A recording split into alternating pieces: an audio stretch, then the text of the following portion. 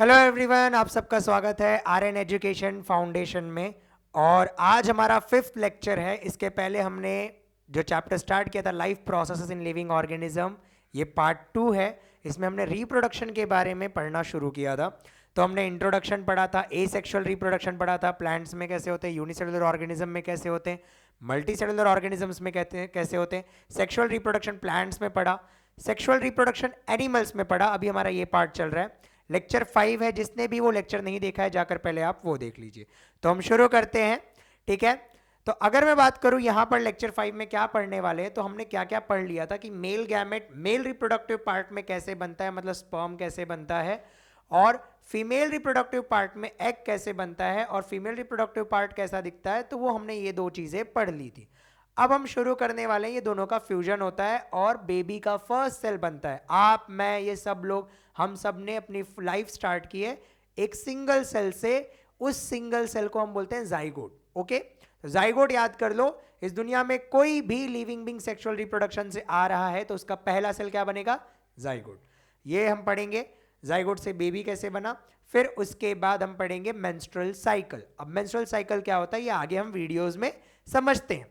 तो आज के इसमें डिस्कस करने वाले मेंस्ट्रुअल साइकिल और साथ में फर्टिलाइजेशन का पार्ट जो है हमारा, वो पार्ट। तो आइए शुरू करते हैं।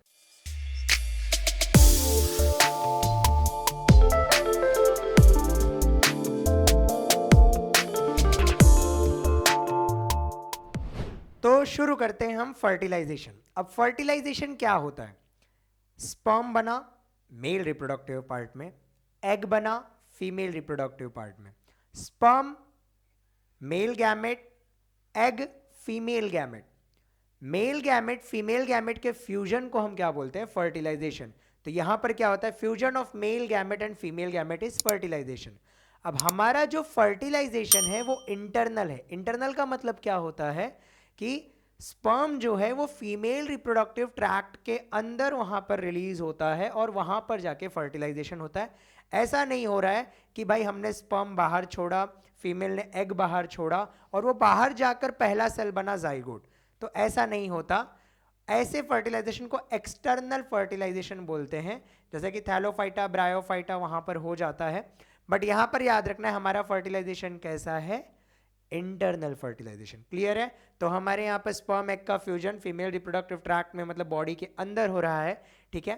तो सीमेन हमने पढ़ा था कि स्पर्म रिलीज नहीं होता, सीमेन रिलीज होता है, क्योंकि उसके पास हमने पढ़ा था ग्लैंड्स के सिक्रीशंस होते हैं। ओके, तो प्रोस्टेट ग्लैंड हमने पढ़ा था, ठीक है। काउपर्स ग्लैंड हमने पढ़ा था, सेमिनल वेसिकल ग्लैंड पढ़ा था। तो सिर्फ स्पर्म टेस्टिस तो बनाता है, लेकिन साथ में ये सब चीजें ऐड होता जब है, तो जब इजैकुलेशन होता है तो उस समय सीमेन रिलीज होता है। सीमेन रिलीज जब होता है तो वो इजैकुलेट होता है कहां पर? वजाइना में। तुमने वजाइना वाला पार्ट हमने पढ़ा था कि फीमेल रिप्रोडक्टिव ट्रैक्ट में, ठीक है। यहां पर क्या था, याद है आपको? ओवरी। ओके, यहां पर क्या था? ओविडक्ट, वो पाइप मैंने बोला था। यहां पर क्या था? यूट्रस। वो डायग्राम आप 5-6 बार बना के, इंपॉर्टेंट है। यूट्रस के बाद यहां पर ओपनिंग थी छोटी सी, सर्विक्स बोलते हैं, और उसके नीचे था वजाइना। तो वजाइना में यहां पर सीमेन इजैकुलेट होता है और millions of sperm, single ejaculation में 4 मिलियन स्पर्म्स रिलीज होते हैं। उसमें से कोई एक ही फर्टिलाइजेशन करता है, पहुंचते हैं, लेकिन एक ही फर्टिलाइजेशन वहां पर करता है। तो millions of sperms travel along the vagina, vagina तक जाता है। वजाइना के बाद यूट्रस, यूट्रस से ओविडक्ट, ओविडक्ट में एग वेट करता है। मैंने बताया था कि ओविडक्ट पे एग वेट करता है और वहां पर फर्टिलाइजेशन होकर ओविडक्ट में वहां पर क्या होता है? जाइगोट बनता है, ठीक है। Only one sperm penetrates the egg, egg के अंदर एक ही स्पर्म जा पाता है। ये मैकेनिज्म आप 12th स्टैंडर्ड में पढ़ोगे, जब आप हायर स्टैंडर्ड में पढ़ोगे कि एक ही स्पर्म कैसे जाता है, वहां पर क्या प्रोसेस होता है, ठीक है। एक स्पर्म एग को और क्या हो जाता है? फर्टिलाइजेशन, मतलब वहां पर क्या बन जाता है? जाइगोट। क्लियर है? इंटरनल फर्टिलाइजेशन है। स्पर्म रिलीज कहां होता है? वजाइना में। ट्रैवल कहां करता है? यूट्रस, ओविडक्ट, ओविडक्ट में फर्टिलाइजेशन होता है। Is that clear? आगे चलते, ठीक है इतना। तो यहां पर स्पर्म रिलीज हुआ। अब ऐसा क्या होता है कि मदर के अंदर कि कोई बच्चा मेल हो सकता है, फीमेल हो सकता है। तो सेक्स डिटर्मिनेशन, जेंडर डिटर्मिनेशन कैसे होता है वो हम समझते हैं, ठीक है। हमारे बॉडी में 23 पेयर ऑफ क्रोमोसोम्स हैं, हमने पहले पढ़ा हुआ है। How many chromosomes are there in our cells, हमारे बॉडी के सेल्स में 23 पेयर ऑफ क्रोमोसोम्स होते हैं। ओके, उस 23 पेयर ऑफ क्रोमोसोम्स में ध्यान दो, याद कर लो, आज से लेके लाइफ टाइम तक 23 पेयर ऑफ क्रोमोसोम्स में 22 ऑटोसोम्स होते हैं जो हमारे बॉडी के कैरेक्टर को क्या करते हैं। क्रोमोसोम्स होता क्या है, बेसिकली डीएनए होता है। ओके, तो डीएनए जीन्स उसके अंदर होते हैं और वो जो डीएनए होता है उससे हमारे बॉडी के कैरेक्टर्स दिखते हैं, एक्सप्रेशंस होते हैं। तो 22 ऑटोसोम्स जो बॉडी के कैरेक्टर्स वहां पर रिप्रेजेंट करते हैं और 1 पेयर ऑफ सेक्स क्रोमोसोम जिससे जेंडर डिसाइड होता है। तो मेल के बॉडी सेल्स में जो मेल के स्पर्म होते हैं, ठीक है, मेल के बॉडी सेल्स में उसमें 22 प्लस XY होता है। तो हमारा पास जो 23rd पेयर है, जो थर्ड पेयर है, उसमें कितने क्रोमोसोम्स होते हैं, 23 पेयर होते हैं, दोनों में ही मेल और फीमेल। लेकिन जो सेक्स क्रोमोसोम होता है हम में XY होता है। हम Y के वजह से मेल, मतलब Y के वजह से जब बेबी बन रहा होता है, वो 9 मंथ जब पेट में होता है बेबी, 7th वीक जब वहाँ पर रिप्रोडक्टिव ऑर्गन डेवलप होते हैं, तो मेल अगर बॉडी बन रही है तो Y क्रोमोसोम अगर है तो Y क्रोमोसोम पे वो DNA कोड है जिससे हम मेल बन रहे हैं। क्या क्लियर है? X क्रोमोसोम फीमेल बॉडी को रिप्रेजेंट करता है। तो हमारे पास एक X भी है और एक Y भी है। क्लियर है इतना? तो यहां पर Y क्रोमोसोम्स के वजह से क्या होते हैं, मेल रिप्रेजेंट होते हैं और XX के वजह से फीमेल। तो फीमेल के बॉडी में जो उनके सेल्स होते हैं उनके पास जो क्रोमोसोम्स होते हैं 22 तो दोनों में सेम होंगे, बस जो सेक्स क्रोमोसोम होगा मेल में XY होगा, फीमेल में XX होगा। ओके, तो क्रोमोसोम XX होगा। तो जब मियोसिस होता है तो हमने पढ़ा था रिडक्शनल डिवीजन, तो जैसे गैमेट बनता है तो गैमेट में कोई एक ही जाता है। ओके, तो इसको मैं इस तरीके से समझाऊं अगर, तो हम यहां पर समझते हैं। तो ध्यान दो, अगर मैं मेल बॉडी की बात करूं तो मेल बॉडी में 22 तो बॉडी के क्रोमोसोम होंगे। हम बात करते हैं उनके बाकी 22 ऑटोसोम्स हैं, मेन सेक्स क्रोमोसोम्स की बात कर रहे हैं, इनको सेक्स क्रोमोसोम्स बोलते हैं, एलोसोम्स बोलते हैं। फीमेल की बॉडी में अगर मैं बात करूं तो 22 ऑटोसोम होते हैं प्लस जो पेयर ऑफ सेक्स क्रोमोसोम होता है वो XX होता है। क्या इतना क्लियर है? बाकी डोमिनेंट रिसेसिव का वो बाद में हम पढ़ेंगे। अब यहां पर क्या होगा, जब भी गैमेट बनता है तो क्रोमोसोम क्या होता है, नंबर रिड्यूस होता है, हाफ होता है। तो इसका जो पेयर है XY है, इसका पेयर है XX। मियोसिस होगा, सेकेंड चैप्टर में पढ़ा है, तो यहां पर क्या होगा, एक बनेगा, एक में जाएगा X। मतलब होता क्या है, टोटल इसमें क्रोमोसोम कितने होते हैं, टोटल तो है इसमें 23 पेयर, लेकिन टोटल क्रोमोसोम कितने हैं, 46 हुए ना, है ना। तो 46 में क्या होगा, 23 क्रोमोसोम इधर जाता है और 23 क्रोमोसोम इधर जाता है। क्लियर? तो जो हमारा बाकी तो क्रोमोसोम में सेम है, लेकिन जो सेक्स क्रोमोसोम है उसमें एक पेयर यहां गया X वाला और एक पेयर Y वाला यहां गया। इतना क्लियर है? श्योर? आगे देखते हैं फीमेल में क्या होगा। फीमेल में सेम, यहां पर ये तो सेम ही क्रोमोसोम है, तो एग में एक X क्रोमोसोम यहां आएगा, एक X क्रोमोसोम यहां आएगा। मतलब फीमेल में जो एग बन रहा है, तो basically this is egg and this is sperm. तो ये जो स्पर्म बन के आया हुआ है इसके पास X क्रोमोसोम है, ये जो स्पर्म बनकर आया है इसके पास Y क्रोमोसोम है। जब मिलियंस ऑफ स्पर्म्स इजैकुलेट होते हैं तो सब ऐसे दौड़ते हुए जाते हैं, दौड़ते हुए जाते हैं, दौड़ते हुए जाते हैं, ठीक है। वजाइना से यूट्रस, यूट्रस से ओविडक्ट, ओविडक्ट के पास जाते हैं। ओविडक्ट के पास क्या है, यहां पर एग है। ओविडक्ट के पास यहां पर क्या है, एग है। जैसे फ्यूजन होगा, जैसे ही फ्यूजन होगा, अगर मान लेते हैं कि ये वाला जो है स्पर्म X वाला वो जाके फर्टिलाइजेशन कर रहा है X, तो जो बेबी बनेगा उसके पास 22 पेयर, बाकी के 22 पेयर क्या होंगे, बॉडी के क्रोमोसोम, लेकिन सेक्स क्रोमोसोम क्या आ गया, XX। क्या आ गया, XX आ गया। अगर XX क्रोमोसोम आ गया तो मतलब जो बेबी बन रहा है सिंगल सेल, अभी यहां पर जो सिंगल सेल बना है इसी को जाइगोट बोलते हैं, इसी से तो बेबी बनने वाला है, क्योंकि ये सिंगल सेल माइटोसिस करेगा, पूरा का पूरा बॉडी बनाएगा। लेकिन यहां पर XX क्रोमोसोम होने की वजह से यहां पर ये क्या होने वाला है, ये बेबी जो बनेगी वो क्या बनेगी, फीमेल। क्लियर है इतना?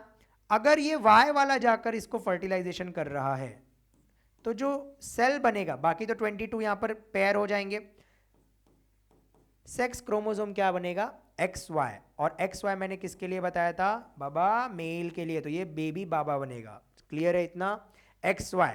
तो अगर मैं एक्स वाई की बात करूं तो हमारे पास एक्स क्रोमोसोम है बट वाई डोमिनेंट होता है, तो जिसके वजह से बाबा, डोमिनेंट मतलब ऐसा मत समझना मेल डोमिनेंट होते हैं, हमारे कैरेक्टर्स होते हैं कुछ जो डोमिनेटिंग होते हैं, जीन्स जीन्स डोमिनेटिंग होते हैं, जिसके वजह से ऐसा नहीं है कि भाई मेल डोमिनेट हो गया है, ये सब मत सोचना। ओके, तो यहाँ पर क्या हुआ है कि ये क्रोमोसोम्स में ये वाला क्रोमोसोम डोमिनेटिंग होता है, तो इसके कैरेक्टर्स रिसेसिव हो जाते हैं। रिसेसिव मतलब ये दिखते नहीं है, तो हमारा बॉडी में टेस्टिस डेवलप होता है, ना कि हमारे बॉडी में ओवरी डेवलप होता है। क्या इतना क्लियर हुआ? और इससे जेंडर डिसाइड होता है। तो जेंडर डिसाइड करना मतलब बेबी मेल होगा या फीमेल, किस पे डिपेंड करता है भाई, फादर में या मदर पे? It depends on father. Father is responsible for having a girl child और बॉय चाइल्ड। लेकिन फिर भी हमारे भारत देश में बहुत सालों से ये चलता आ रहा था कि भाई बेबी होता है तो लोग बेचारे फीमेल्स को वहाँ पर कोसते हैं, तो ये गलत है भाई। मेल रिस्पॉन्सिबल है, हम लोग रिस्पॉन्सिबल है, हमारे वजह से होता है कि बेबी गर्ल होगी या बॉय होगी। क्या इतना क्लियर है? बाकी एक्स क्रोमोसोम है तो एक्स क्रोमोसोम का भी कैरेक्टर तो दिखेगा ही, तो इसलिए वी हैव निप्पल्स।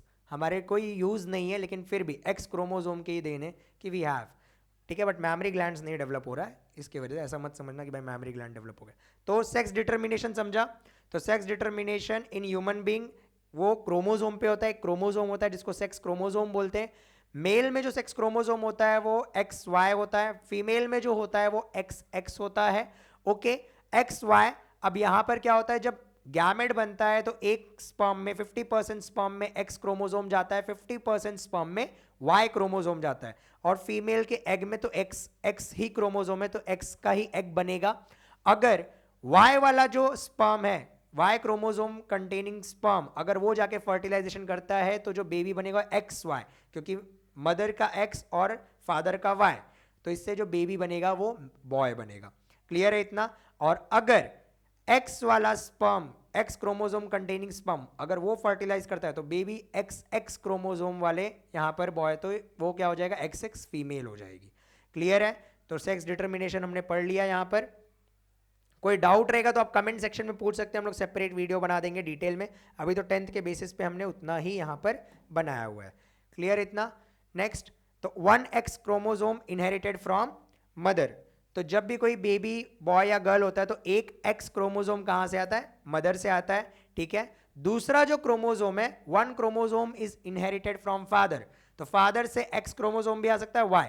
अगर एक्स आया, if the chromosome inherited from father is x, अगर फादर से एक्स वाला क्रोमोसोम आके फर्टिलाइज किया हुआ है, सॉरी स्पर्म फर्टिलाइज किया जिसके पास एक्स क्रोमोसोम है, तो girl, the child will be a girl. And if it is Y, अगर वाई वाला क्रोमोसोम, ऐसा स्पर्म जिसके पास वाई क्रोमोसोम था वो आया, then the child will be a boy. Clear है इतना? तो sex of the child is determined by the male, it is determined by the male, not female. Understood? तो अपने दादी जी वगैरह को बता देना, दादी जी लोग गलत समझते हैं, ठीक है। फर्टिलाइजेशन अभी भी है इंडिया में, मान लो भाई, हम मानते नहीं है बात को, बट है ये सब चीज़ें। फर्टिलाइजेशन, तो फर्टिलाइजेशन कैसा होता है, बेबी कैसे बनता है, हमने वही पढ़ा कि हम सिंगल सेल से हमारी लाइफ स्टार्ट होती है। तो सिंगल हम सेल होते हैं जिसको हम क्या बोलते हैं, जाइगोट। तो ये डिप्लॉइड, क्योंकि हैप्लॉइड स्पर्म था, हैप्लॉइड एग था, वो फ्यूज हुआ, मैं हूं, आप हो, इस दुनिया में कोई भी सेक्सुअल रिप्रोडक्शन किया, इवन प्लांट भी, तो भाई उनकी लाइफ कहां से शुरू होगी, जाइगोट। क्लियर है? कहां से शुरू होगी, जाइगोट। जाइगोट के अंदर माइटोसिस होता है, माइटोसिस मतलब सेल डिवीजन, मतलब एक सेल से दो सेल, दो सेल से, तो ये बेसिकली कैसा होता है कि इसमें एक सेल से दो सेल हुआ, दो सेल से चार सेल हुआ, चार सेल से 8 से 16 सेल हुआ जिसको मोरिला बोलते हैं, और उसके बाद 16 से 32 सेल हुआ। और बेबी में क्या होता है, ऐसा बेबी दिखता है, इसके बाहर ऐसे लेयर होती है और ये हॉलो बॉल जैसा दिखता है जिसको एम्ब्रियो बोलते हैं। तो क्या हो रहा है, बस सेल्स बढ़ते जा रहे हैं। क्या हम पूरा अभी हाथ पैर बन गया है क्या? नहीं, ये 7th डे होता है, प्रेगनेंसी के 7वें दिन एम्ब्रियो बनता है। ओके, फिर क्या होगा, ये यूट्रस की तरफ पुश होगा, यूट्रस की तरफ पुश होगा और इम्प्लांटेशन होगा, ठीक है। तो इम्प्लांटेशन बेबी में और सेल डिवीजन होता है, शेप कुछ इस तरीके से होता है, गैस्ट्रुला बनने जाता है, ठीक है। और बेबी क्या होता है, फिर हमने फीमेल रिप्रोडक्टिव ट्रैक्ट पढ़ा था अगर याद होगा आपको,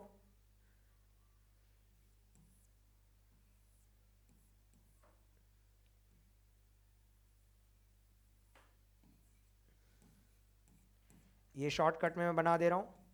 तो बेसिकली होता क्या है कि ये यहाँ पर लेयर होती है और यहाँ पर बेबी अगर आया हुआ है तो ये यहाँ पर प्लासेंटा से अटैच होता है, तो प्लासेंटा से यहाँ पर क्या लेगा, ये नरिशमेंट लेगा।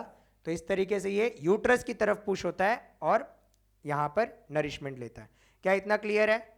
तो प्लासेंटा फॉर्म होता है न्यूट्रिएंट बेबी को, तो बेबी को नरिशमेंट। तो फीमेल के बॉडी में एक टेम्पररी ऑर्गन है जो सिर्फ जब तक बच्चा रहता है तब तक ही रहता है, और वो कौन सा है? प्लासेंटा। कौन सा ऑर्गन है? प्लासेंटा। तो प्लासेंटा कुछ टाइम तक ही रहता है, ठीक है। फिर जब डिलीवरी ऑफ बेबी होता है तो प्लासेंटा भी निकल जाता है। क्लियर है इतना? कहाँ पर एम्ब्रियो इम्प्लांट होता है, मतलब कहाँ पर बेबी इम्प्लांट होगा, तो इम्प्लांटेशन कहाँ पर होता है? 10th डे होता है। यूट्रस कहाँ होता है? यूट्रस। देखो स्पर्म गया कहाँ पर? ओविडक्ट। ओविडक्ट में जब एम्ब्रियो बना तो पुश हुआ और कहाँ पर आया? यूट्रस में। यूट्रस में आने के बाद वहाँ पर बेबी क्या होता है? इम्प्लांट होता है, ठीक है। और फिर ऐसे first trimester, second trimester, third trimester, मतलब 3 महीने के इसमें तो फर्स्ट इसमें हार्ट बनता है, बेबी के लिम्स वगैरह बनने चालू होते हैं। तो इस तरीके से सेल डिवीजन होकर पूरा का पूरा बेबी बनता है। हमारे केस में क्या होता है, पूरा का पूरा बेबी का डेवलपमेंट कितने महीने में होता है? With in 9 months. तो 9 मंथ्स में एम्ब्रियो डेवलप कर जाता है और 9 मंथ्स के बाद क्या होता है? डिलीवरी होता है, गेस्टेशन पीरियड। यहाँ तक क्लियर है? तो हमने सिंपल फर्टिलाइजेशन पढ़ा। हमारा फर्टिलाइजेशन इंटरनल होता है, ठीक है। स्पर्म रिलीज होता है वजाइना में, ओविडक्ट के पास जाता है, फर्टिलाइजेशन करता है, ठीक है। फर्टिलाइजेशन होगा ओविडक्ट में। फर्टिलाइजेशन के बाद क्या बनेगा? जाइगोट, ठीक है। अब वो जो जाइगोट बना हुआ है वो जाइगोट आगे चलकर बेबी बॉय बनाएगा या बेबी गर्ल बनाएगा, किस पे डिपेंड करता है? It is determined by male. It is determined by male, okay. अगर, क्योंकि मदर का जो क्रोमोसोम होता है XX होता है, तो एग में जो क्रोमोसोम है वो X क्रोमोसोम है। अगर फादर से यहाँ पर X वाला स्पर्म क्रोमोसोम लेकर आया, X क्रोमोसोम स्पर्म लेकर आया, तो XX यहाँ पर बेबी फीमेल बेबी गर्ल बनेगी, और अगर Y वाला आके फर्टिलाइजेशन किया तो बेबी बॉय बनेगा। क्लियर? फिर जाइगोट जो है उसमें माइटोसिस होगा, माइटोसिस होकर क्या बनेगा? एम्ब्रियो बनेगा, मतलब सेल डिवाइड कर रहा है, डिवाइड कर रहा है। फिर एम्ब्रियो जाता है कहाँ पर? यूट्रस में। कहाँ जाता है? यूट्रस में। यूट्रस में क्या होता है? इम्प्लांटेशन। क्या होता है? इम्प्लांटेशन, क्योंकि प्लेसेंटा से अटैच होता है। प्लेसेंटा क्या होता है? प्लेसेंटा बेबी को फूड देता है, नरिशमेंट देता है। क्लियर है? और फिर 9 मंथ्स में पूरा का पूरा बेबी का डेवलपमेंट होता है, ठीक है, और 9 मंथ्स के बाद डिलीवरी होता है। इस तरीके से पूरा का पूरा बेबी बनता है। तो नेक्स्ट टॉपिक है हमारा मेंस्ट्रुअल साइकिल। अभी क्या होता है मेंस्ट्रुअल साइकिल? ओके, जब प्यूबर्टी हिट करते हैं, ठीक है, जब गर्ल्स प्यूबर्टी हिट करते हैं, जब फीमेल्स प्यूबर्टी हिट करते हैं, तो उस समय क्या होता है? उनके रिप्रोडक्टिव ऑर्गन में कुछ चेंजेस आते हैं। उनके रिप्रोडक्टिव ऑर्गन में क्या आते हैं? चेंजेस। तो हर मंथ ये चेंज आते हैं, मतलब उनके रिप्रोडक्टिव ऑर्गन में एक साइकिल चल रहा है। जैसे वाटर साइकिल पढ़ा होगा कि बारिश होती है भाप बनता है, बारिश होती है भाप बनता है, तो ये चलता रहता है। उसी तरीके से आफ्टर प्यूबर्टी जब रिप्रोडक्टिव एज में आ जाते हैं गर्ल्स, तो उनके रिप्रोडक्टिव ऑर्गन में हर मंथ एक साइकिल चलता है, रिप्रोडक्टिव चेंजेस आते हैं जो रिपीट होते हैं 28 to 30 डेज में। उस साइकिल को हम बोलते हैं मेंस्ट्रुअल साइकिल, जो एवरी मंथ आएगा। और ये किस वजह से आता है? हार्मोनल चेंजेस, ठीक है। तो यहाँ पर क्या होता है? नेचुरल प्रोसेस है फीमेल रिप्रोडक्टिव सिस्टम का, ठीक है, that repeats at an interval of every 28 days, 28 to 30 days, किसी में 31 30, तो 1 मंथ का साइकिल होता है, सारे फीमेल्स में होता है। अगर ये नहीं हो रहा है तो नेचुरल नहीं है। बिकॉज ऑफ दिस ओनली आज हम हैं इस अर्थ पे। ये नहीं होता तो हम ही नहीं होते, ठीक है। तो controlled by 4 female reproductive hormones. तो ये बेसिकली शुरू कैसे होता है? Because of hormones. मैंने बोला कि ये पूरा जो 28 डेज का साइकिल हो रहा है, तो ये कंट्रोल किससे हो रहा है? हार्मोन्स। बॉडी में वो हार्मोन रिलीज हो रहा है तो स्टार्ट हो रहा है, क्लोज हो रहा है, तो सब किसके वजह से हो रहा है? हार्मोन्स। हार्मोन्स का नाम याद रखना है, 4 हार्मोन्स है। पहला फॉलिकल स्टिमुलेटिंग हार्मोन, रट्टा मार दो, follicle stimulating hormone. Follicle basically egg को बोला गया है, स्टिमुलेट मतलब उसको स्टिमुलेट करता है, फॉलिकल्स मतलब एग के ऊपर लेयर्स होती है। तो फॉलिकल स्टिमुलेटिंग हार्मोन ब्रेन के पिट्यूटरी ग्लैंड से रिलीज होता है, यहाँ से रिलीज होता है, छोटा सा ग्लैंड होता है। तो बेसिकली FSH हार्मोन कौन रिलीज करता है? ब्रेन रिलीज करता है। पहले हार्मोन्स रट्टा मार लो, याद कर लो। First hormone is follicle stimulating hormone. तो बेसिकली ये यहां से रिलीज हो रहा है। कहां से रिलीज हो रहा है? पिट्यूटरी ग्लैंड से। लेकिन ये फीमेल रिप्रोडक्टिव ऑर्गन्स में कुछ चेंजेस लेकर आएगा। जैसे ये रिलीज होगा वैसे ही ओवरी जो है वो एग बनाना चालू करेगी। क्या बनाना चालू करेगी? एग। कहां से रिलीज हो रहा है? Pituitary gland, brain. Okay, next luteinising hormone, LH hormone, ये भी कहां से रिलीज होता है? ब्रेन। जब ये रिलीज होता है तो ओवरी से एग रिलीज होता है। तब ओवरी से क्या रिलीज होता है? एग। और वो रिलीज होकर कहां पर आता है? ओविडक्ट में वेट करता है। किसका? स्पर्म का। हमने पढ़ा था ना फर्टिलाइजेशन, ठीक है। और ईस्ट्रोजन और प्रोजेस्टेरॉन, ईस्ट्रोजन और प्रोजेस्टेरॉन ये क्या होता है? ये ओवरी बनाता है। कौन बनाता है? ओवरी। तो हमने 4 हार्मोन्स पढ़े जिसमें 2 ब्रेन बना रहा है, 2 ओवरी बना रहा है। 2 ब्रेन बना रहा है और 2 ओवरी। ब्रेन कौन सा बना रहा है? FSH hormone and LH hormone, follicle stimulating hormone and luteinising hormone. फिर से मेंस्ट्रुअल साइकिल क्या होता है? हमारे बॉडी में 28 to 30 डेज, हमारे नहीं, फीमेल रिप्रोडक्टिव ऑर्गन्स में हर 28-30 डेज में एक साइकिल चलता है। उनके रिप्रोडक्टिव ऑर्गन में कुछ चेंजेस आते हैं और उस चेंज को ही हम क्या बोलते हैं? Menstrual cycle. कंट्रोल किससे होता है? 4 हार्मोन, FSH, LH जो ब्रेन के पिट्यूटरी ग्लैंड से रिलीज होता है, प्रोजेस्टेरॉन, ईस्ट्रोजन जो ओवरी रिलीज करता है। क्लियर है इतना? अब इसमें क्या क्या होता है हम ये चार्ट के थ्रू समझते हैं। सबसे पहला चेंज 28 डेज का साइकिल होता है, ठीक है। यहां पर क्या होता है? हर महीने बेसिकली फीमेल रिप्रोडक्टिव जो ऑर्गन है वो प्रिपेयर कर रहा है बेबी के फर्टिलाइजेशन के लिए। किसके लिए प्रिपेयर कर रहा है? बेबी के फर्टिलाइजेशन के लिए। क्या इतना क्लियर है? तो बेबी के फर्टिलाइजेशन में क्या हो रहा है? ध्यान से देखो, यहां पर हमने पढ़ा था, चलो ये ओवरी हो गया। अब यहां पर हमने पढ़ा था कि यूट्रस के अंदर स्किन की लाइनिंग थी जिसको एंडोमेट्रियम बोलते हैं। यूट्रस के अंदर स्किन की लाइनिंग थी। ये जो मैं लाइनिंग बना रहा हूं, this is lining of endometrium. क्या इतना क्लियर हुआ? तो ये जो स्किन है, ये जो रेड कलर का पार्ट है, इसको मैं क्या बोल रहा हूं? एंडोमेट्रियम।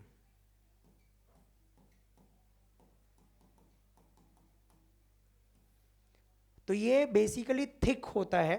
वो थिक क्यों होता है? क्योंकि अगर बेबी मान लो इम्प्लांट हुआ तो बेबी को जो नरिशमेंट शुरुआती दौर में लगेगा वो यूट्रस का इंटरनल लाइनिंग देता है जिसको एंडोमेट्रियम बोलते हैं। क्लियर है? 28 डेज क्या कर रहा है? प्रिपेयर कर रहा है। क्या कर रहा है? प्रिपेयर किसके लिए?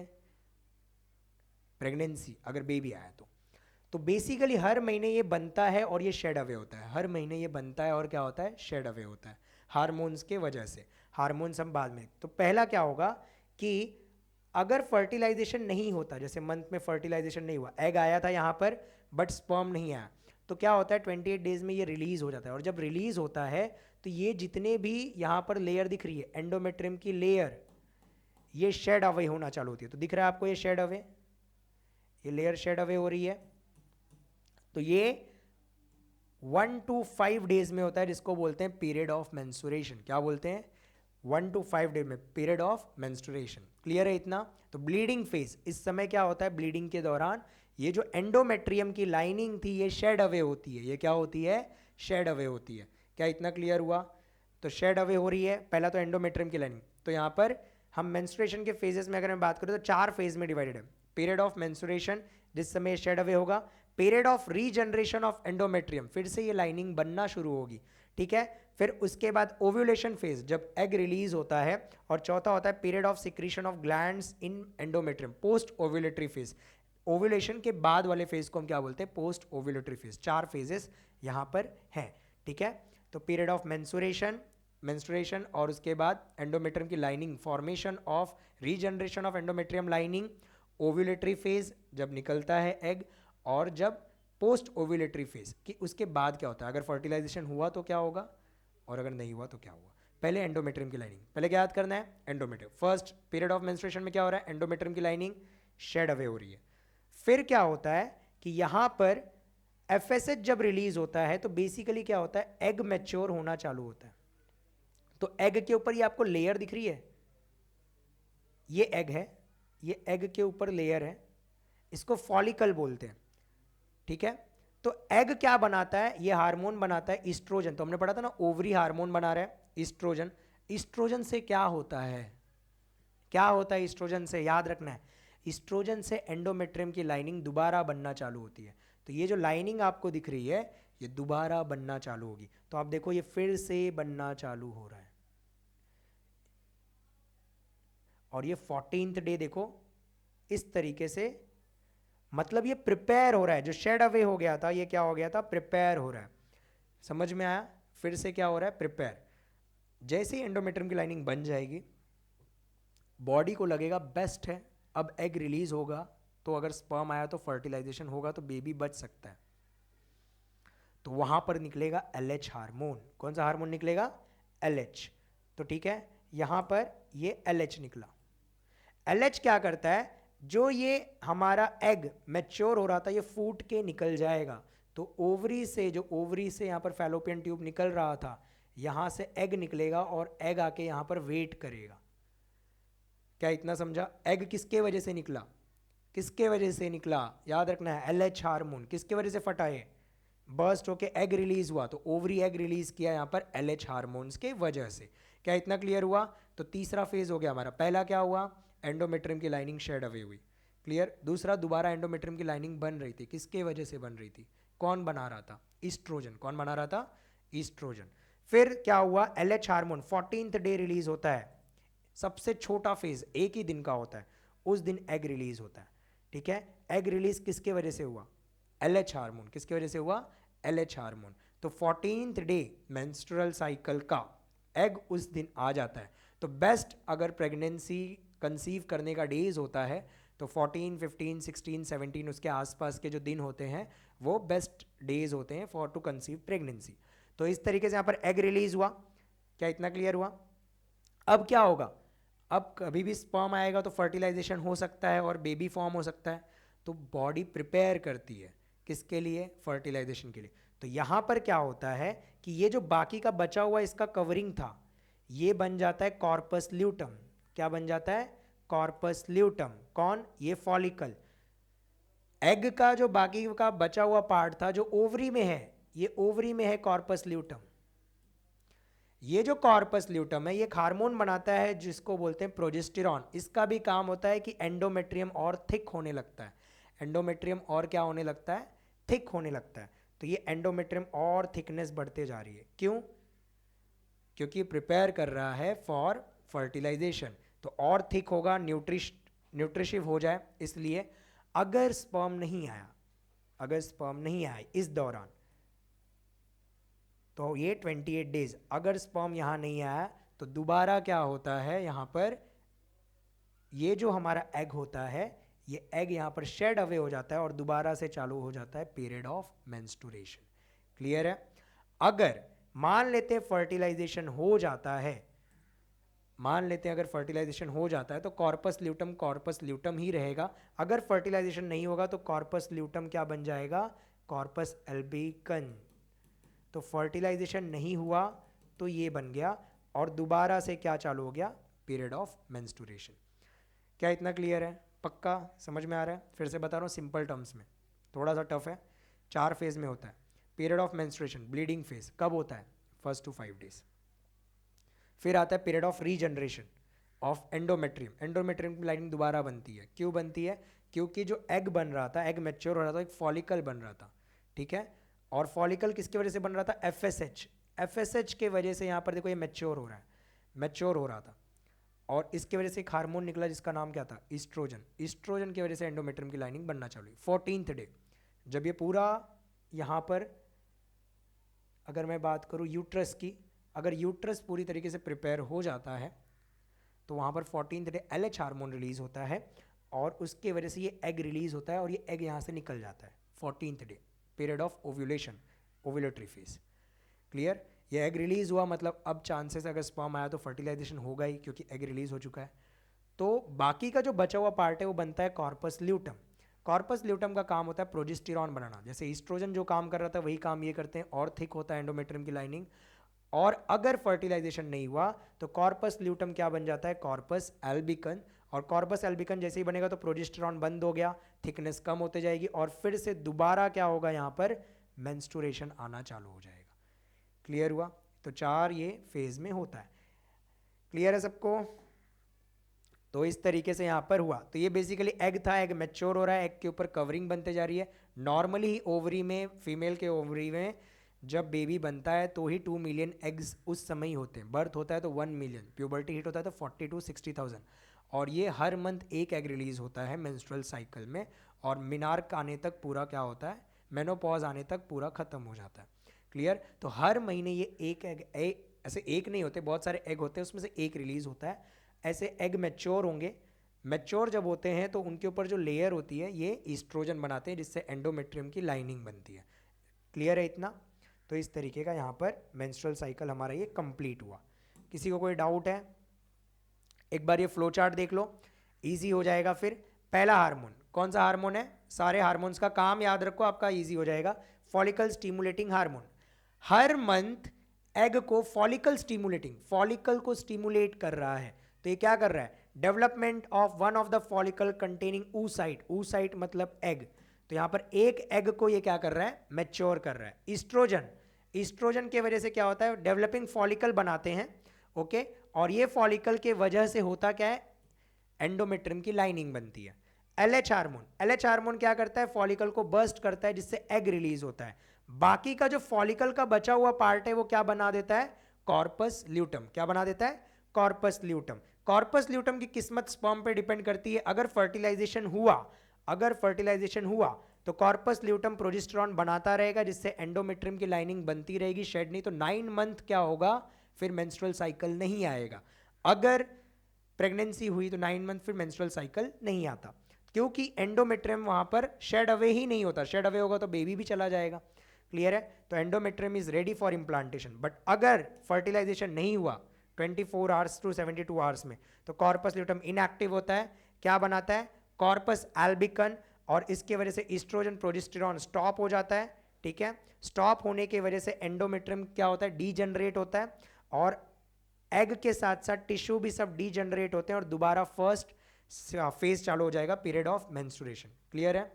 सब में इजी है। एफएसएच हार्मोन फॉलिकल्स को मैच्योर कर रहा है। ईस्ट्रोजन कौन बना रहा है? वो फॉलिकल बना रहे हैं। और ईस्ट्रोजन जो है यहाँ पर फॉलिकल जब बना रहे हैं तो फॉलिकल ईस्ट्रोजन बना रहे हैं, और ईस्ट्रोजन की वजह से एंडोमेट्रियम की लाइनिंग बन रही है। एलएच हार्मोन की वजह से क्या हो रहा है? फॉलिकल्स फटता है और एग रिलीज होता है। ओके, और कॉर्पस ल्यूटम की किस्मत डिपेंड करती है फर्टिलाइजेशन पे। अगर फर्टिलाइजेशन हुआ तो रह जाएगा, प्रोजेस्टेरॉन बनाता रहेगा, जिससे एंडोमेट्रियम की लाइनिंग वैसे ही रहेगी। तो दोबारा पीरियड ऑफ ब्लीडिंग फेज नहीं आएगा 9 मंथ। और अगर फर्टिलाइजेशन नहीं हुआ तो कॉर्पस ल्यूटम कॉर्पस एल्बिकन बन जाता है, और कॉर्पस एल्बिकन बन गया तो वहां पर दोबारा शेड अवे हो जाता है लाइनिंग। क्लियर है? तो हमारा ये मेंस्ट्रुअल साइकिल यहां कंप्लीट हुआ। किसी को कोई डाउट रहेगा तो आप पूछ सकते हो। आगे हम देखते हैं आपको कितना समझ में आया है। चलो, members of corolla are called as dash as they are variously coloured. तो ये पहले के भी हैं, तो ये क्वेश्चन का आंसर आप लोग बताओगे कि कोरोला का क्या है। तो मेंबर्स, उसके मेंबर को क्या बोल रहे थे? कलरफुल को। इजी है। 1 2 3 बताऊं मैं? चलो, पेटल्स क्या बोलते हैं हम? Petals. Next, complete the analogy. Ovary fruit, ovules. Ovary fruit बनाता है प्लांट में, तो ओव्यूल्स क्या बनाएगा? Seeds. Prostate gland is a paired structure in human male reproductive system. Human male में जो प्रोस्टेट ग्लैंड था, पेयर्ड था या अनपेयर्ड था? ट्रू और फॉल्स? फॉल्स। कैसा था ये? अनपेयर्ड, अकेला था ना। सेमिनल वेसिकल पेयर्ड था। Dash is also known as birth canal. Birth canal किससे होता है? तो किसको बोलते हैं? Vagina is also known as birth canal. If a child inherit 1 X and 1 Y क्रोमोसोम, what will be the gender of the child? ठीक है, अगर चाइल्ड से एक X और एक Y क्रोमोसोम है तो क्या होगा जेंडर? X और Y क्या था भाई? मेल होगा, बेबी बॉय होगा। एम्ब्रियो इम्प्लांट कहाँ होता है और डेवलपमेंट कहाँ होता है? कहाँ होता है भाई? ओवरी में होता है, या ओविडक्ट में होता है, या यूट्रस में होता है? कहाँ होता है? Uterus. If oocyte is fertilized, अगर एग फर्टिलाइज हुआ, oocyte मतलब egg, corpus luteum stimulate secretion of which hormone, तो कॉर्पस ल्यूटम से कौन सा हार्मोन बन रहा था, कौन सा, प्रोजेस्टेरॉन। बोर्ड्स में देखो क्या क्या आया हुआ है, flower is a structural unit of sexual reproduction, March 2023 में, तो आपको फ्लावर का यहाँ पर स्ट्रक्चरल यूनिट क्यों है वो आपको, क्योंकि उसके पास क्या होता है, एंड्रोशियम गाइनोशियम मेल गैमेट वहाँ बनता है। कितने इजी क्वेश्चन थे, तो ये क्वेश्चन का आंसर आप लोग कमेंट सेक्शन में देंगे कि कौन सा ऑर्गन स्पर्म बनाता है, इजी है। लेंथ ऑफ स्पर्म कितना होता है, what is the work of vas deferens, ठीक है। ये आया हुआ क्वेश्चन है, ये तो एप्टीट्यूड बेस्ड है, आपको खुद से लिखना है। एक स्लोगन बनाना है कि पहले क्या होता था, फीमेल फिटिसाइड, अगर बेबी गर्ल होती थी तो उसको मार देते थे पेट में ही, तो गिरा देते थे, अबॉर्शन कर देते थे, तो ये गलत था। तो ये इसमें आप कैसे बचा सकते हो, गांव में जाके कैसे लोगों को बता सकते हो। अगेन कंप्लीट सेंटेंसेस में आपको ये कितना इजी है, कितने 5 मार्क्स के क्वेश्चन है, और सब एक एक आपने अगर 3 भी आए तो भी आपको 3 नंबर मिल जाएंगे, ठीक है। ये भी आप लोग सॉल्व कर लेंगे, ये सब क्वेश्चंस रिपीटेड होते हैं, तो ये आप सॉल्व कर लीजिएगा घर पे। और मेंस्ट्रुअल साइकिल, अगर किसी को भी कुछ भी डाउट है तो आप कमेंट सेक्शन में करते, तो आप लाइक करिए, सब्सक्राइब करिए और शेयर करिए वीडियो। और बाकी के भी आप लेक्चर्स अगर नहीं देखें तो आप वो लेक्चर्स पहले देख लीजिए, लास्ट के सेक्शन देखना ना भूलें, उसमें PYQs हैं, वो ध्यान से पढ़ लीजिए, एग्जाम में बहुत इंपॉर्टेंट चैप्टर है, डायग्राम से एक भी छोड़ना नहीं है। Done for the day, thank you all for watching.